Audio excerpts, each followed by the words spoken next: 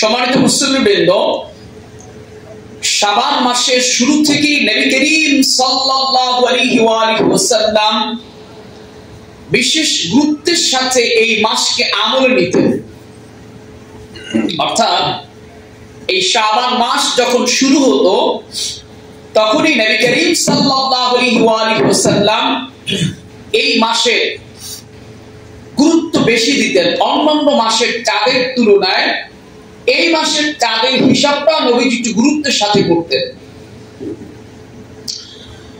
যেমনটি বর্ণনা এসেছে সুনানে আবু দাউদের বর্ণনা 2325 নং হাদিস। عن عبد الله ابن ابي قيس قال سمعت عائشة رضي الله عنها تقول كان رسول الله صلى الله عليه وسلم يتحفز من شعبان ما لا يتحفز من غيره ثم يصوم برؤية رمضان فإن غم عليه عد 30 يوما ثم صام।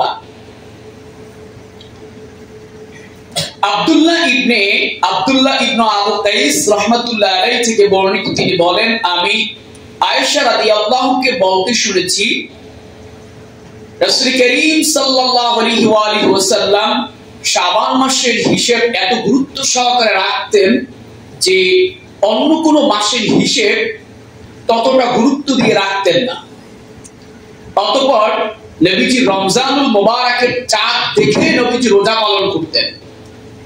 আর যদি কোনো কারণে ফাইন গুম্মা আলাইহি আদ্দা 30 ইয়াওমান সুম্মা সামা, যদি কোনো কারণে আকাশ মেঘাচ্ছন্ন থাকতো, রমজানের চাঁদ দেখা না যেত, তাহলে নবীজি শাবান মাসকে 30 দিন পূর্ণ করতেন। এরপরে আল্লাহর নবী তিনি রমজানের রোজা পালন করতেন। সুবহানাল্লাহ।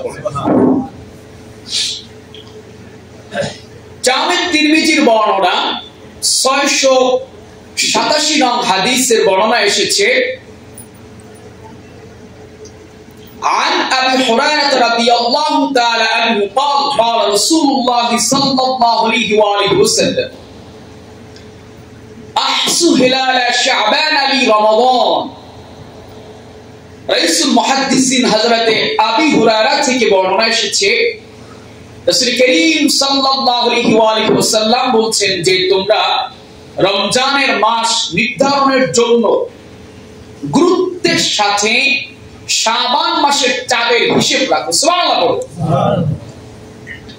সম্মানিত মুসলিমবৃন্দ, আমরা এই দুটি হাদিসের মাধ্যমে জানতে পারলাম নবী করিম সাল্লাল্লাহু আলাইহি ওয়াসাল্লাম শাবান মাস সম্পর্কে কি পরিমাণ রাসূল সতর্ক থাকতেন যেন একটা দিন ছুটে না যায়। ইভেন নবীজি এই শাবান মাসের চাঁদের হিসাবটা কত গুরুত্বের সাথে করতেন। ইভেন কি অপর একটি বর্ণনাতে এসেছে রাসূল করিম সাল্লাল্লাহু আলাইহি ওয়াসাল্লাম এই শাবান মাসকে তার নিজের মাস বলেছেন। সুবহানাল্লাহ।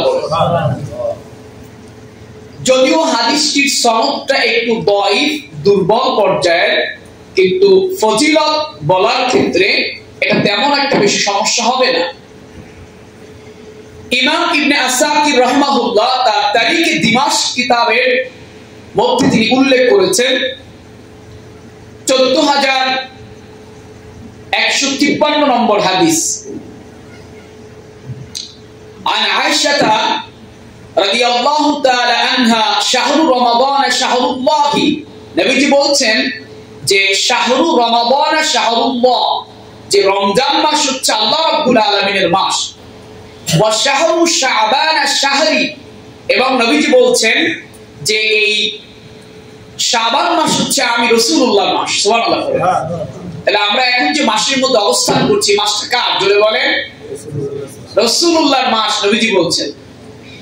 রাসূল করিম সাল্লাল্লাহু আলাইহি ওয়াসাল্লাম পরে বলছেন যে শাবানুল মুতাহহিরু আর রমাদানুল মুকাফফার। নবীজি বলছেন যে শাবান মাস মানুষকে পবিত্র করে এবং রমজান মাস মানুষের গুনাহকে কাফারা করে দেয়। সুবহানাল্লাহ।